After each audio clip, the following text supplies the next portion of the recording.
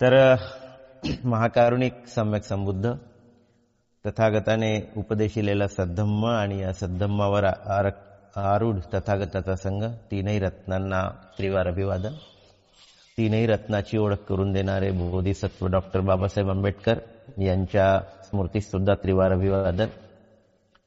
आजच्या या धम्मकक्षात उपस्थित सर्व आदरणीय उपासक उपासिका, मिलिंद प्रश्न या ग्रंथाअंतर्गत आपण काल ब्रह्मलोक प्रश्न बघितला होता आणि राजा मिलिंदाने इथून ब्रह्मलोक किती दूर आहे हा प्रश्न भंतेंना विचारलेला होता आणि त्यांनी ते सांगितलं होतं की तिथून जर घरा एवढा एखादी दगड सोडला तर तो पृथ्वीवर यायला नाही का, आणि तो जर 48,000 योजन या वेगाने जरी तो आला तरी पृथ्वीवर यायला त्याला 4 महिने लागतील असं ते त्यांनी सांगितलेलं होतं आणि या संदर्भात आपण बघितलेलं होतं. तर त्याचप्रमाणे दुसरं पण सांगितलं होतं की एका बलवान पुरुषाने हात गुंडाळावे आणि हात पसरावे एवढ्या वेळेस तर जे म्हणजे जागृत होऊन एखादा भिक्खू जागृत होऊन जम्बूद्वीपामध्ये मधून अदृश्य होऊन तो ब्रह्मलोकामध्ये प्रकट होतो आणि एवढ्या अंतरावर असलेल्या ब्रह्मलोकामध्ये प्रकट व्हायला त्याला फक्त किती वेळ लागतो तर एखाद्या पुरुषाने हात पसरावे आणि गुंडाळावे एवढ्या वेळेमध्ये तो त्या ठिकाणी उपस्थित होऊ शकतो. तर अशाच पद्धतीने हा सुद्धा प्रश्न या ठिकाणी उपस्थित झालेला आहे. तर आपण हे समजू शकतो की तो दगड म्हणजे एक प्रकारे भौतिक स्वरूपातला असल्यामुळे तिथून त्याला यायला 4 महिने लागू शकतात, परंतु मानसिक पातळीवर ज्यावेळेस आपण विचार करतो तेव्हा एखाद्या ठिकाणी मन जायला तेवढाच वेळ लागतो जेवढा वेळ आपल्या घराच्या बाजूला आपल्याला जायला वेळ लागते तेवढाच मानसिकरित्या तिथे जायला सुद्धा तेवढाच वेळ लागते. तर मन कुठेही सारख्याच वेळेस अंतराचं डिफरन्स जरी असलं तरी ते डिफरन्स त्यासाठी काही म्हणजे महत्वाचं ठरत नाही. तर मन कुठेही सारख्याच वेळेस पोहोचते. हेच पुढचं जे प्रकरण आहे त्या प्रकरणामध्ये सांगितलेलं आहे.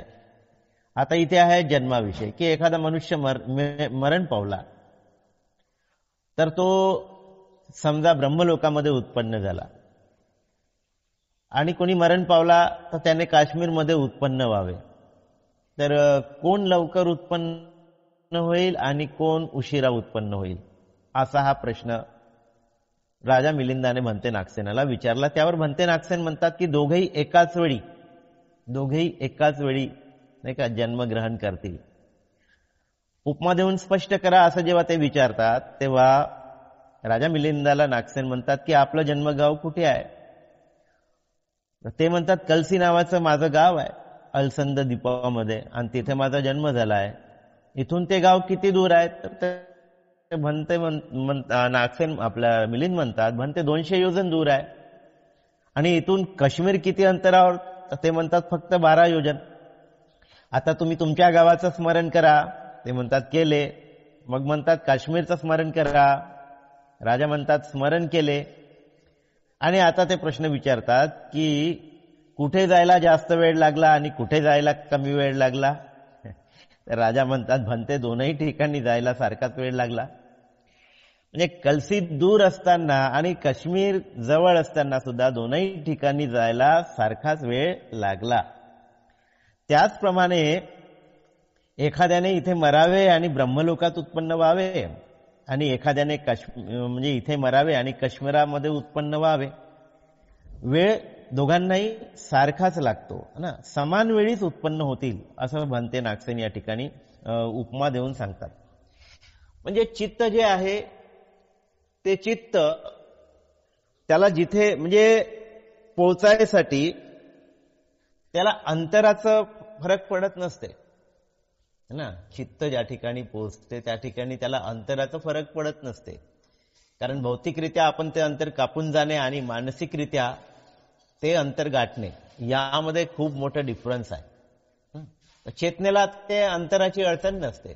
चेतना कितीही अंतरावर तेवढ्याच वेळेमध्ये पोचत असते. आणि हे फार सुंदर उदाहरण दिलं की आपण जेव्हा स्मरण करतो तेव्हा आपल्या बाजूच्याचं स्मरण करणं काय, किंवा अमेरिकेमध्ये एखाद्या वास्तूचं स्मरण करणं काय. दोन्ही ठिकाणी जायला मानसिकदृष्ट्या सारखाच वेळ लागत असतो, नाही का. हे अतिशय व्यावहारिक उदाहरण या ठिकाणी त्यांनी दिलेलं आहे. त्याचप्रमाणे आपली चेतना जी काही बाहेर पडते त्या ठिकाणी जन्मग्रहण करण्यासाठी अंतराचं काहीही फरक पडत नाही. तर ती चेतना जाऊन अमेरिकेमध्ये सुद्धा जन्मग्रहण करू शकते, ब्रह्मदेशात जन्मग्रहण करू शकते, किंवा कुठेही जन्मग्रहण करू शकते. तर तेवढाच वेळ त्या चेतनेला लागत असतो. त्या चेतनेला जसं भौतिकरित्या आपण ते डिस्टन्स कापत जातो तसं डिस्टन्स कापण्याची चेतनेला काही गरज पडत नाही. आणि म्हणून उंच वृक्षावर बसलेल्या एखाद्या पक्षाची सावली आणि त्याच्या कमी उंचीवर बसलेल्या एखाद्या पक्षाची सावली, तर तो खूप उंचावर बसून आहे म्हणून त्याची सावली पृथ्वीवर पडायला वेळ लागेल, आणि एखादा पक्षी कमी उंचीवर बसून आहे म्हणून त्याची सावली पृथ्वीवर पडायला म्हणजे त्याची सावली लवकर पडेल, असं काहीच नाहीये. तर दोघांचीही सावली एकाच वेळेस पृथ्वीवर पडेल हे उदाहरण देऊन सुद्धा म्हणते ही गोष्ट फार चांगल्या पद्धतीने राजा मिलिंदाला स्पष्ट करून ते सांगत आहेत. आणि हे समजून घ्यायला आपल्यालाही काही अडचण नाही. यानंतरचं प्रकरण आहे बोधी अंग प्रश्न. बोधी अंग, ज्याला बोध्यांग असं सुद्धा म्हटलं जाते. बोध्यांग, बोध्यांग म्हणजे बोधीचे अंग. याच्यात दोन शब्द आलेले आहे, बोधी. तर बोधीचे अंग असा हा जो काही शब्द आलेला आहे, तर बोधीचे अंग म्हणजे काय, तर बोधी म्हणजेच उच्च प्रतीची प्राप्ती, प्रज्ञेची प्राप्ती, करुणेची प्राप्ती, मैत्रीची प्राप्ती, वीर्याची प्राप्ती. पूर्णपणे हे अंग जेव्हा विकसित होते तेव्हा एक प्रकारे बोधीचा लाभ आपल्याला होतो. आणि त्याचे अंग, बोधीचे अंग म्हणजे अवयव आपण म्हणतो. हे काही भौतिक अवयव नाही आहे, तर हे मानसिक अवयव आहे, मानसिक अवयव. तर ह्या सगळ्या बाबींचा आपण परिपूर्णपणे जेव्हा विकास करतो, एखादी छोटंसं अंकुर आणि तो मोठा मोठा होत जातो आणि त्याचा परिपूर्ण विकास होतो, नंतर त्याला शाखा लागतात, दुसरी शाखा फुटते, तिसरी शाखा फुटते. बोधी प्राप्त करत असताना सुद्धा आपल्यामध्ये या 7 अवयवांची म्हणजे शाखांची वाढ होत जाते. आणि त्या शाखांना काय म्हटलेलं आहे, त्यात म्हटलं आहे सप्तबोधांग ना. तर बोधी प्राप्त करत असताना या शाखा निर्माण होत असतात, या शाखांचा सुद्धा विकास होत असतो. आणि या सगळ्या शाखांनी हे जे काही बोधीचं अंग आहे ते बहरल्या जाते है ना. तर पूर्णपणे या सगळ्या अंगांचा विकास करून आपण बुद्धत्व प्राप्त करतो. यालाच बोधीचे अंग म्हटलेले आहे. तर बोधीचे अंग किती आहेत, तर बोधीचे अंग आहेत 7. आपण सर्वांना याबाबत तुम्ही ऐकलंही असेल, सप्तबोध्यांग असं म्हटलेलं आहे. सप्तबोध्यांग म्हणजे बोधीची 7 अंग. तर बोधीची 7 अंग कोणती आहे, इथे ते पूर्ण विस्ताराने दिलेलं नाही, फक्त एकाच बोध्यांगाचा या ठिकाणी उल्लेख आलेला आहे, तो म्हणजे धम्मविचय. तर आपण बघितलं की 7 बोधीचे अंग आहे. तर त्यामध्ये पहिलं बोधीचं अंग आहे स्मृती. आपण लिहून घेऊ शकता, कुणाकडे बुक असेल आपण लिहून घेऊ शकता. पहिलं बोधीचं अंग आहे स्मृती. दुसरं अंग आहे धम्मविचय. तिसरं बोधीचं अंग आहे वीर्य. चौथं अंग आहे प्रीती. 5वं अंग आहे प्रक्षब्धी. 6वं अंग आहे समाधी. आणि 7वं अंग आहे उपेक्षा. स्मृती, धम्मविचय, वीर्य, प्रीती, प्रक्षब्धी, समाधी आणि उपेक्षा, हे 7 अंग. स्मृती, पहिलं अंग स्मृती. स्मृती, सती, पालीमध्ये सती म्हणतो. मग आहे धम्मविचय. धम्मविचय. तिसरं अंग आहे वीर्य. विजय आहे का विचय आहे? विचय, च च आहे. धम्मविचय. तिसरं अंग आहे वीर्य. चौथं अंग आहे प्रीती. प्रीती, पालीत प्रीती म्हणतात त्याला. पाचवं अंग आहे प्रक्षब्धी. पालीमध्ये पस्सद्धी असं म्हणतात. पस्सद्धी लिहिलं. सहावं अंग आहे समाधी. समाधी. आणि सातवं अंग आहे उपेक्षा. त्याला पालीमध्ये उपेक्षा असं म्हणतात.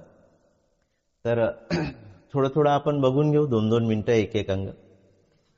तर हे 7 बोधीचे अंग आहेत. या 7 अंगाने आपण आपला मानसिक विकास करत करत पुढे जात असतो आणि मग आपण बुद्धत्वाला उपलब्ध होत असतो. तर बुद्धत्वाकडे जात असताना एखादी बीज टाकलं त्याला अनेक शाखा येतात. त्याच पद्धतीच्या ह्या ज्या काही शाखा आहेत ज्या मनामध्ये विकसित होत असतात, या पूर्णांगाने जेव्हा विकसित होत असतात तेव्हा आपण बुद्धत्वाला प्राप्त होत असतो. तर म्हणून याला बोधांग म्हटलेलं आहे, म्हणजे बोधीचे अंग आहे. आणि हे जे अंग आहे ते अंग आहे 7. तर यामध्ये अनेक बाबींचा वेगवेगळ्या ठिकाणी म्हणजे हे झालेला आहे, उल्लेख झालेला आहे. जसं आपण इंद्रिय म्हणतो, 5 इंद्रिय, तर त्यामध्ये सुद्धा वीर्य आला आहे, समाधी आलेले आहे, नाही का. तर श्रद्धा वगैरे, श्रद्धा आता सप्तबोधांगामध्ये श्रद्धा नाही आहे, परंतु वीर्य आहे जे इंद्रियामध्ये सुद्धा आलेले आहे. 5 इंद्रियामध्ये समाधी आहे, ते सुद्धा 5 इंद्रियामध्ये आलेली आहे. हे 2 अंग 5 इंद्रियामध्ये आलेले आहेत. तर ते हे 2 अंग सप्तबोधांगाचे सुद्धा अंग आहेत, हे आपल्याला इथे दिसून पडते. तर ते जाणत असताना आपण स्मृती संदर्भामध्ये जाणलं की स्मृती सती ज्याला म्हणतो, किंवा ज्याला आपण जागृतीची अवस्था म्हणतो. तर जागृतीची अवस्था नाही का, जे काही घडत आहे याची जाणीव ठेवणे म्हणजे स्मृती. आणि ही जी काही जाणीव आहे आपण 4 पातळ्यांवर ठेवण्याचा प्रयत्न करतो, ते सुद्धा आपण पाहिलेलं आहे. तर इतरांप्रतीची जागृती, तर स्वतःप्रतीची जागृती है ना, विचारांप्रतीची जागृती, धर्मासंबंधीची जागृती. तर अशा पद्धतीच्या ह्या ज्या काही जागृती आहे, या जागृती संदर्भामध्ये आपण जो काही सराव करतो, त्या सरावातून खऱ्या अर्थानं आपण अधिकाधिक आपल्या मनाच्या पातळीवर सूक्ष्म होत जात असतो है ना.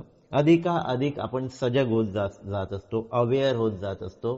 हा जागृतीचा सराव खऱ्या अर्थानं आपल्याला आपल्या मानसिक विकासाकडे नेत असतो.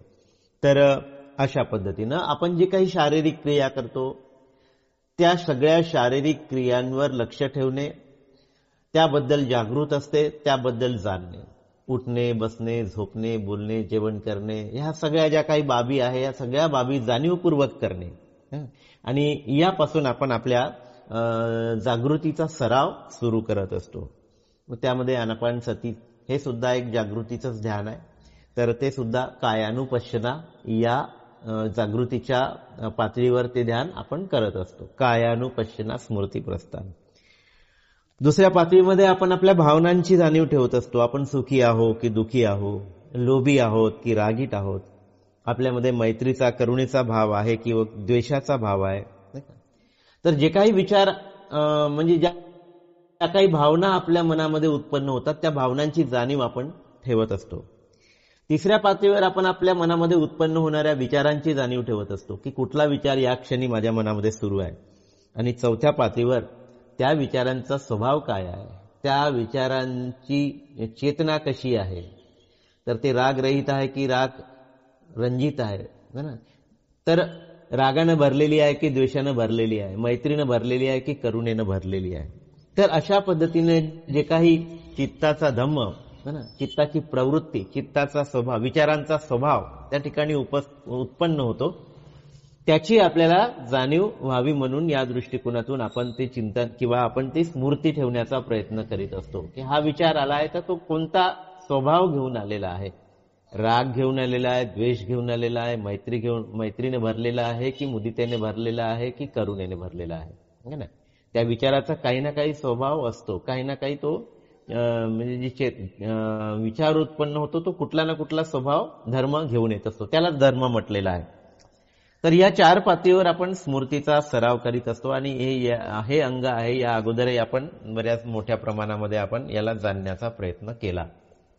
तर अशा पद्धतीनं आपण जेव्हा स्मृतीचा सराव करतो तेव्हा बऱ्याच गोष्टी आपल्याला, आपण जेव्हा जाणीवपूर्वक करतो तेव्हा आपल्याला त्या बऱ्याच गोष्टींचा बोध होत असतो आणि आपलं हे जे काही अंग आहे ते विकसित होत असते.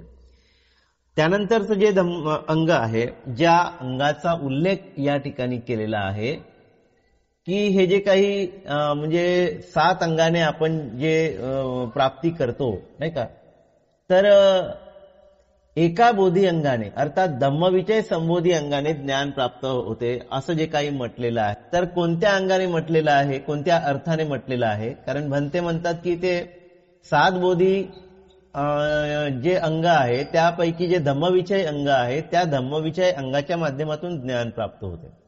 मग राजा विचारतात की इतर जे धम्मविचय आहे म्हणजे जे धर्म अंग आहे त्याचा काहीच उपयोग नाही काय, किंवा ते निरर्थक आहे काय असं तुम्हाला वाटते काय? तर ते म्हणतात की नाही, आणि मग ते तलवारीचं उदाहरण देतात नाही का. तर ती म्यानामध्येच पडून राहिली आणि ती जर उगारलीच नाही तर आपण एखाद्याला कापू शकत नाही. त्याच पद्धतीनं या ठिकाणी सुद्धा अनेक बाबी विकसित होतात, पण जे धम्मविचय आहे त्या धम्मविचयाचं हत्यार आपण जर उपसलं नाही तर मग जे काही आपल्याला प्राप्त करायचं आहे ते करता येणार नाही. बघा, इथे सगळेच अंग विशेष महत्वाचे आहे, परंतु धम्मविचय त्यामध्ये जास्त विशेषत्वानं महत्वाचं आहे. हे धम्मविचयाचं अंग आणि याची महत्ता भंते नागसेन राजा मिलिंदाला सांगतात. मग हे काय आहे धम्मविचय? धम्मविचय म्हणजे काय? तर ह्या सगळ्या शिकवणी बुद्धाच्याच आहे. तर या सगळ्या शिकवणी जरी बुद्धाच्या असल्या तरी या प्रत्येक शिकवणीचं काही ना काही महत्व आहे ना. आणि या मानसिक स्तरावर ज्या काही या सगळ्या अवस्था आपण प्राप्त करत असतो, तर ह्या सगळ्या अवस्थांमध्ये आपली जी काही मानसिक अवस्था असते किंवा मानसिक पातळी असते ती वेगवेगळी असते ना, वेगवेगळी असते. तर आपण कधी आनंदी असतो, आपण कधी दुःखी असतो, आपण कधी लोभी असतो आणि आपण कधी तसं नसतोय नाही का. तर आपल्या मनाच्या ह्या ज्या काही विविध पातळ्या आहेत, विविध भाव, विविध भावना आपल्या मनामध्ये जे काही उत्पन्न होतात त्या आपल्याला जाणता आल्या पाहिजे. त्यालाच म्हटलेलं आहे धम्मविचय, विचय करणे.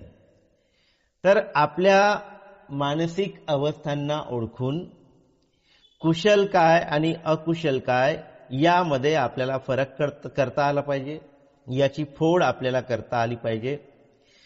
आणि अशा पद्धतीच्या मानसिक अवस्थांना ओळखून त्या मानसिक अवस्थांचा विचय करणे, म्हणजे जसं आपण एखादी भगिनी, मी उदाहरणही सांगितलं या अगोदर की एखादी भगिनी तांदूळ पाकडायला घेते, सुपामध्ये तांदूळ पाकडता पाकडता ती जे काही खडे आहेत, कंकर आहेत ते वेगळे करते आणि जे काही तांदूळ आहेत ते वेगळे करते.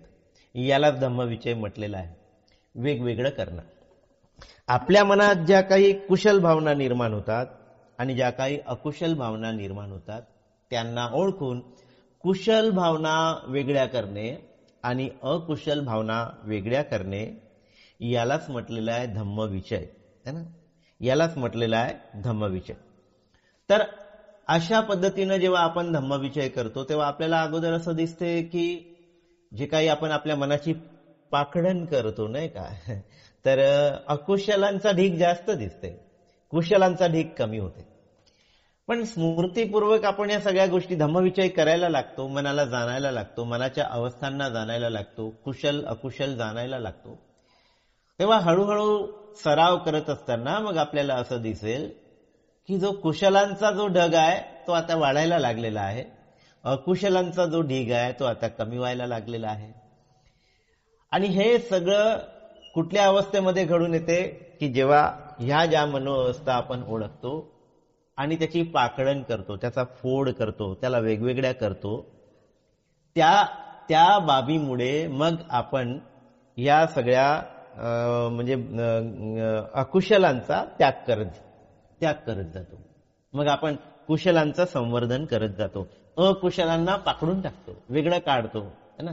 आणि त्याला म्हणजे आपण काय करतो ते मग सगळं एका मुठीमध्ये घेतो आणि फेकून देतो, नाही का.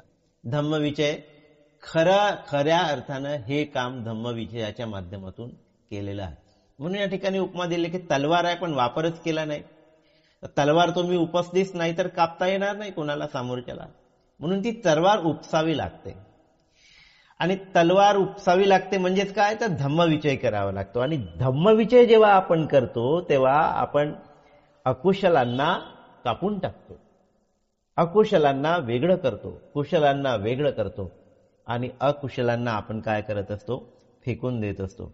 आणि म्हणून हे जे काही पाकडण्याचं उदाहरण सांगितलेलं आहे अतिशय समर्पक असं उदाहरण आहे, नाही का. यावरून आपल्याला धम्मविजय म्हणजे काय हे म्हणजे अगदी नीटपणे आपल्याला कळते. आणि म्हणून हे धम्मविजय यामध्ये फार महत्वाचं आहे. वीर्य, तिसरं अंग. आपण वीर्य म्हणजे काय याही अगोदर बघितलेलं आहे. उत्साह, कुशल कर्म करण्यासाठी लागणारा उत्साह, अकुशल कर्म करण्यासाठी लागणारा उत्साह नाही, कारण उत्साह दोनही ठिकाणी लागतो. परंतु जे काही कुशल कर्म आपण करतो त्यासाठी जो काही उत्साह लागतो त्याला वीर्य म्हटलेलं आहे. पाली भाषेमध्ये वीर्य असं म्हटलेलं आहे ना. तर आपण सामाजिक पातळीवर काम करतो, धार्मिक पातळीवर काम करतो, या सगळ्या काम करण्यासाठी एक प्रकारे आपल्याला शक्ती लागत असते ना, एक प्रकारे उत्साह लागत असतो. उत्साह नसेल तर आपण कुठलंही काम करू शकत नाही. आणि उत्साह आपला दुबळा असेल आणि आपण निरुत्साही असू तर आपण आळशी होऊन जातो. आणि आळशी असलेला माणूस काहीच करू शकत नाही. आळशी असलेला माणूस झोपून राहतो, तो राहू दे ना उद्या करूया, नाही का. तर उत्साह असलेला व्यक्तीच कार्यशील राहू शकतो, नेहमी कार्यशील उत्साह असलेला व्यक्ती राहू शकतो. तर अशा पद्धतीनं या ठिकाणी वीर्याची व्याख्या केलेली आहे. आणि आपण हत्तीचं उदाहरण सुद्धा बघितलेलं आहे की तो पाळीव हत्तीसारखा नसतो. पाळीव हत्ती बसून राहतो एका ठिकाणी, पण रानटी हत्ती काय एका ठिकाणी बसून राहत नाही. तो सारखा रानामध्ये फिरत असतो आणि तो खेळकर प्रवृत्तीचा असतो. उन्हाळ्यामध्ये तो काय करतो, तर या तलावामध्ये जातो, तिथे डुबकी मारतो, तिथे काही वेळ घालवल्यानंतर मग तो दुसऱ्या तलावामध्ये जातो, तिथे डुबकी मारतो. याच पद्धतीनं बोधिसत्वाचं सुद्धा काम असते ना. तर बोधिसत्वाचं काम कधीच संपत नाही. एक काम संपलं की तो दुसरं काम करत असतो. आणि बाबासाहेबांचं उदाहरण जर आपण पाहिलं तर बाबासाहेब बोधिसत्व होते. आणि बाबासाहेब बोधिसत्व होते तर बाबासाहेब एकाच वेळेस अनेक पातळींवर काम करायचे. आणि हे काम करत असताना त्यांच्यामध्ये जो उत्साह आहे, जे वीर्य आहे ते ठासून असायचं. आणि ठासून भरलेलं वीर्य असल्यामुळे, उत्साह असल्यामुळे बाबासाहेब कधीच थकत नव्हते. 18 तास ते सातत्यानं बसून अभ्यास करायचे, रात्रभर बसून ते लिखाण करायचे ना. तेवढं सगळं झाल्यानंतर सुद्धा अनेक बाबी, अनेक गोष्टी त्यांना पार पाडाव्या लागायच्या. प्रत्यक्ष एखाद्या ठिकाणी जावं लागायचं, आंदोलनं उभारावी लागायची, लिखाण करावं लागायचं, दुसऱ्यांनी केलेल्या टीकांना उत्तरं द्यावी लागायची, नाही का. तर या सगळ्या पातळींवर काम करण्यासाठी त्यांच्यामध्ये ठासून भरलेला हा जो काही उत्साह होता तो रानातल्या हत्तीसारखा उत्साह, की एक संपलं की दुसरं काम लागलं. आपण एक काम संपलं सुस्कारा सोडतो की निपटलं बाबा आता एक, ज्याचं आता 2-4 दिवस आराम करायचा मस्तपैकी. बोधिसत्वाचं असं नसते. आणि हे जे वीर्य आहे ते आपल्याला कधी शांत बसू देत नाही का. तर हा जो काही उत्साह आहे हा धार्मिक जीवन जगत असताना अतिशय महत्वाचा आहे. हा जर उत्साह आपल्यामध्ये नसेल तर आपण धार्मिक कामामध्ये कधीही दक्ष नसू शकतो, किंवा धार्मिक कामातला आपली जी काही कंटिन्युटी आहे ती कंटिन्युटी कधीही भंग होऊ शकते.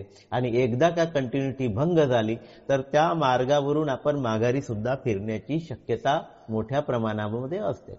म्हणून वीर्य हे अंग किती महत्वाचं आहे हे सुद्धा आपण यावरून समजू शकतो. आता त्यानंतरचं जे अंग आहे ते म्हणजे प्रीती. आता हे जे काही प्रीती, प्रक्षब्धी वगैरे जे शब्द आलेले आहेत ते खऱ्या अर्थानं तिसऱ्या ध्यानाच्या अवस्थेमध्ये आपल्याला पाहायला मिळते. म्हणजे दुसऱ्या ध्यानाच्या पहिल्याच ध्यानापासून ते अंग विकसित होत असतात. तर पहिल्या रूप ध्यानाच्या अवस्थेमध्ये विचार, वितर्क, प्रीती, सुख आणि एकाग्रता, तर ह्या ज्या काही अवस्था आपल्या मनाच्या विकसित होत असतात हे सगळे ध्यानाच्या माध्यमातून विकसित होत असतात. अच्छा नहीं, हिंदी में बोलिए दादा.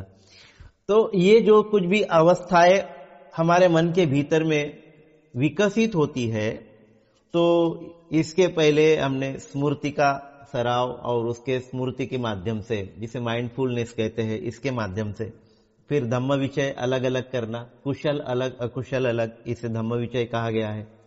वीर्य मतलब उत्साह, उत्साह ही नहीं होगा तो हम कोई काम कर नहीं सकते, इसलिए कुशल कर्म करने के लिए जो उत्साह चाहिए उसे वीर्य कहा गया है. और प्रीति, तो प्रीति मतलब ध्यान की अवस्था में जब मन कुशल होता है, मन एकाग्र होता है, और उस कुशलता के भीतर में, उस एकाग्रता के भीतर में जो हमारी मानसिक अवस्था होती है वो बहुत ही उच्च कोटि की होती है, उच्च प्रति की होती है, क्योंकि कुशलता के आधार पर होती है, शिलाचरण के आधार पर होती है. मन की अशुद्धता जो है वो पूरी तरह से नष्ट हो जाती है. पूरी तरह से ना भी बोलो तो बहुत बड़े प्रमाण पर हमारी जो मन की अशुद्धता है, हमारे मन की जो गंदगी है, हमारे मन के जो अकुशल भाव है, वो बहुत बड़े पैमाने पर हम उसको बाजू करते हैं. और इसीलिए मन की एक कुशलता हम साधते हैं और मन की एकाग्रता भी साधते हैं. तो ऐसे अवस्था में जब हम चार ध्यान की अवस्था में जाते हैं तो वहां पर प्रीति उत्पन्न होती है. प्रीति मतलब क्या, तो एक प्रकार का जो आनंद है ना, एक प्रकार का जो सुख, आनंद जिसे बोलते हैं, है ना. एखादी बात अगर हमारे जीवन में घटित होती है तो उसका आनंद हमें महसूस होता है. बहुत दिनों के बाद किसी की मुलाकात होती है तो हम आनंद से भर जाते हैं, है ना, खुशी से भर जाते हैं, है ना, इस तरह से. तो इस तरह से ये जब बाकी के अंग जब डेवलप होते हैं, है ना, एकाग्रता डेवलप होती है, कुशलता डेवलप होती है, तो उससे सही मायने में प्रीति उत्पन्न होती है. हमारे जो मन है वो प्रीति से भर जाता है, हम कृतकृत हो जाते हैं. मराठी में म्हणतो आनंद गगनात मावेनासा झाला. ये इतना आनंद होता है, इतनी खुशी के भाव वहां पर निर्माण होते हैं. तो सही मायने में ये जो खुशी है, ये मानसिक स्तर पर जब ध्यानांगों का विकास होता है, बोधि अंगों का विकास होता है, तो वहां पर ये प्रीति उत्पन्न होती है ना. तो ये प्रीति कैसे है, तो आचार्य बुद्ध घोष ने एक उदाहरण दिया है. आचार्य बुद्ध घोष ने क्या उदाहरण दिया है, तो हम रेशम का जो कीड़ा होता है उसको देखे होंगे, है ना. तो रेशम का कीड़ा क्या करता है, तो रेशम का कीड़ा है ना अपना जाल बुनता है ना, हवा में जाल बुनता है वो ना. तो जिसको मतलब फुग्गा भी कह सकते हैं ना. तो जैसे फुग्गा फूकता है ना हवा भरने से, तो इस तरह से हमारे भीतर भी एक तरह से प्रीति उत्पन्न होती है. और हमें फुग्गा कैसा होता है, हल्का होता है. तो उस अवस्था में हमें भी कैसा महसूस होता है, बहुत ही हल्का महसूस होता है ना, बहुत ही हल्का महसूस होता है इस तरह से. तो जैसे वो जो रेशमी कीड़ा होता है, वो रेशमी कीड़ा हवा में क्या करता है, तो एक तरह से मराठी में जैसे थैली बोलते हैं, उसके शेप का, है ना, वो जाला बुनते रहता है. तो इस तरह का जाला, खुशी का जाला हमारे भीतर भी पैदा होता है. फुगा जिसे बोलते हैं, जो बहुत ही हल्का होता है, हवा में उड़ता है, हमें ऐसा महसूस होता है. अब ये इतनी उच्च मानसिक अवस्था है कि जिसका वर्णन हम क्या शब्दों में करें. तो इसलिए इस तरह के उदाहरण देकर समझाया जाता है कि फुगा की कल्पना करो, फुगा, उस फुगे में हवा भरी है और फुगा बिल्कुल हवा में उड़ रहा है. ऐसे हवा में उड़े जैसे हमको महसूस होता है. ये शरीर महसूस नहीं होता, तो फुगे जैसा महसूस होता है. ये शरीर ठोस महसूस नहीं होता, तो ये शरीर बहुत ही हल्का महसूस होता है और ऐसा लगता है कि अभी हम उड़ जाएंगे, हम अभी उड़ने लगे हैं. इस तरह का आभास हमको होता है, ये हल्कापन है ना. तो ये प्रीति की अवस्था में ये सब हम महसूस करते हैं. हवा में उड़े जैसे तरंगित हो रहे, हल्के फुल्के बिल्कुल, है ना. कोई ठोसपना हमको उस स्थिति में नजर नहीं आता। कोई ठोसपना जो है वो अभी शारीरिक ठोसपना, हम ध्यान को बैठे तो पैर दुखने लग जाएगा, कहीं सर दुखेगा तो कहीं और कुछ ना कुछ होते रहता है। उस अवस्था में ये सब नहीं होता, हल्का महसूस होते रहता है। तो ये जो मानसिक अवस्था है, ये मानसिक अवस्था मतलब प्रीति की अवस्था। तो जैसे जैसे हमारे मन का विकास होते जाता है तो हम इन अवस्थाओं को प्राप्त करने लगते हैं, इन अवस्थाओं को प्राप्त करने लगते हैं। ये होती है प्रीति की अवस्था। अब प्रक्षब्धि की अवस्था, प्रक्षब्धि का अंग जिसे पाली में पश्चद्धि कहते हैं।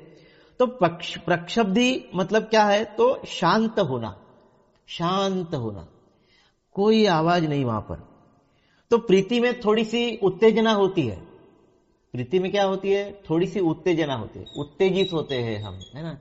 उस आनंद को महसूस करने की हमारी जो एक प्रकार से लगन होती है, एक प्रकार से उत्सुकता होती है, एक प्रकार से हम उसको एक थोड़ा सा भोक्ता भाव होता है, सुख की अवस्था, है ना। तो इसे हम महसूस करते हैं।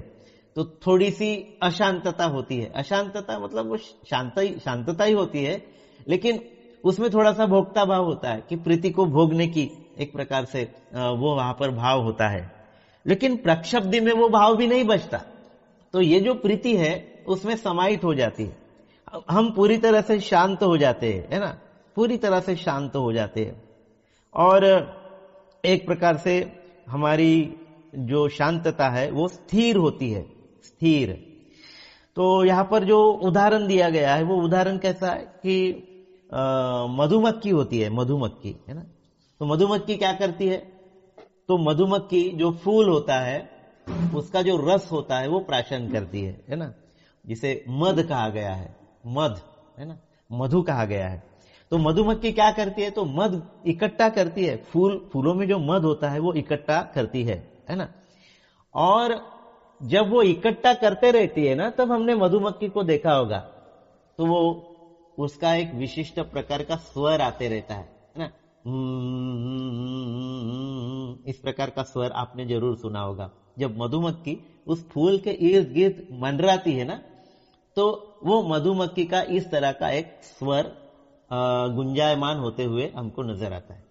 तो प्रीति में वो होता है, मधुमक्खी जैसे गुनगुनाते रहती है वैसे, है ना, पूरी तरह से शांत नहीं होती। लेकिन जब मधुमक्खी उस फूल का जो शहद है, जो मध है, वो आत्मसात कर लेती है, वो प्राप्त कर लेती है, उसे वो मतलब खाती है, समझ लो, है ना, उसे प्राशन करती है। और प्राशन करने के बाद तृप्त होती है। ध्यान की अवस्था में हम भी इसी तरह से प्राशन करते हैं और उससे हमको एक प्रकार की तृप्ति मिलती है। और ये तृप्ति होने के बाद वो जो मधुमक्खी है ना, बिल्कुल शांत बैठ जाती। अब वो जो थोड़ा थोड़ा आवाज आ रहा है ना, वो आवाज भी उसका बंद हो जाता है ना। तो जिसे गुंजारव कहते हैं, गुंजारव मराठी में गुंजारव, है ना, गुनगुनाना, भौरा गुनगुनाता है। और मधुमक्खी वो जो प्राशन करने के बाद वो उसका जो गुनगुनाना होता है, वो गुनगुनाना पूरी तरह से बंद होता है ना। तो ये जो कुछ अवस्था है, ये जो कुछ चखने के बाद, सुख की अनुभूति, आनंद की अनुभूति करने के बाद, फिर हमारा जो गुंजारव है, गुनगुनाना है, वो भी बंद हो जाता है और हम पूरी तरह से शांत हो जाते हैं, पूरी तरह से शांत हो जाते हैं। इसे ही प्रक्षब्धि कहा गया है। उस मानसिक अवस्था को आप अनुभव कर सकते हैं, उस मानसिक अवस्था को आप चिंतन कर सकते हैं। जितना चिंतन आपका आगे बढ़ता है उस अवस्था के बारे में, आप सोच सकते हैं कि वो अवस्था क्या होगी, है ना, जहां सारा शांत हो जाता, आपके सारे इंद्रिय शांत हो जाते और कोई नॉइस नहीं, कोई नॉइस नहीं, कोई आवाज नहीं, इस तरह की अवस्था, इसे ही प्रक्षब्धि कहा गया है। आप अच्छी तरह से इसको समझ सकते हैं। अब अगला जो अंग है वो है समाधि का अंग। अब समाधि मतलब कुशल चित्त की एकाग्रता। इसके पहले भी ये बात आई है और मैंने इसको बहुत अच्छी तरह से समझाया है। तो कुशल चित्त की एकाग्रता मतलब हमारे सारे जो कुशल अंग डेवलप हुए हैं, ये कुशल अंग, ये समाधि प्रधान होती है वहां पर। और जब समाधि प्रधान होती है तो इसके इर्द गिर्द सारे कुशल जो अंग है समाधि की अवस्था में इकट्ठा होते हैं। जैसे सैन्य इकट्ठा होकर हमला करते हैं, वैसे ही ये सारे जो अंग है इकट्ठा होकर समाधि उसमें प्रधान होती है इस समाधि की प्रधानत्व मध्ये मतलब प्रधानता में ये सारे जो सैनिक है वो इकट्ठा होकर अकुशल पर हमला करते हैं। फिर ये सारे अंगों का विकास होता है तो अकुशल टिकते कहाँ है? नहीं टिकते। तो इसी तरह से यहाँ जो हमारा मन केंद्रित होता है और इस मन के एकाग्र होने से जो अन्य अंग डेवलप होते हैं, है ना, सैनिक के तौर पर, और ये सारे इकट्ठा होकर अकुशल पर वार करते हैं, है ना। अकुशल पर क्या करते हैं? वार करते हैं। तो ये समाधि की अवस्था ऐसे होती है। तो भीतर एकत्रित मतलब उसका विकास होता है। ये सारी अवस्थाओं का विकास, और इस विकास के माध्यम से क्या होता है, तो हमारे जो अकुशल है फिर वो टिक नहीं पाते, है ना, टिक नहीं पाते। तो मन की इस तरह की एकाग्रता निर्माण होती है, और इस एकाग्रता में प्रीति उत्पन्न होती है, प्रक्षब्धि उत्पन्न होती है, सुख उत्पन्न होता है, एकाग्रता उत्पन्न होती है। ये चार रूप ध्यान की अवस्थाओं को हमने देखा। और बाबा साहब का उदाहरण हमने देखा कि रात भर बैठे, नानक चंद रत्तू चला गया, सुबह आते हैं और बाबा साहब वैसे ही अवस्था में बैठे हुए वो पाते हैं, और उसके तरफ देखते हैं, नानक चंद रत्तू की तरफ। तो बाबा साहब बोलते हैं कि अरे तू गया नहीं? और नानक चंद रत्तू बोलता है कि बाबा साहब मैं तो रात में चला गया, घर जाकर सोया, सुबह नहाया, नाश्ता किया और आपके पास अभी आया, और आप उसी अवस्था में रात भर बैठे। ये होती है एकाग्रता, ये एकाग्रता होती है, ये होती है समाधि की अवस्था, ये समाधि की अवस्था होती है। तो इस तरह से ये उदाहरण से समाधि की अवस्था क्या होती है, ये बात हमको बहुत अच्छी तरह से स्पष्ट होती है, और इसके बारे में कई बार हमने जानने का प्रयास किया। और आखिर का अंग है जो है वो उपेक्षा। उपेक्षा मतलब क्या? एखाद्याची उपेक्षा करणे, एखादी की उपेक्षा करना, उसको नकारना, है ना, उसके अस्तित्व को ही नकारना। तो इस तरह से इस उपेक्षा का अर्थ यहाँ पर नहीं दिया गया है।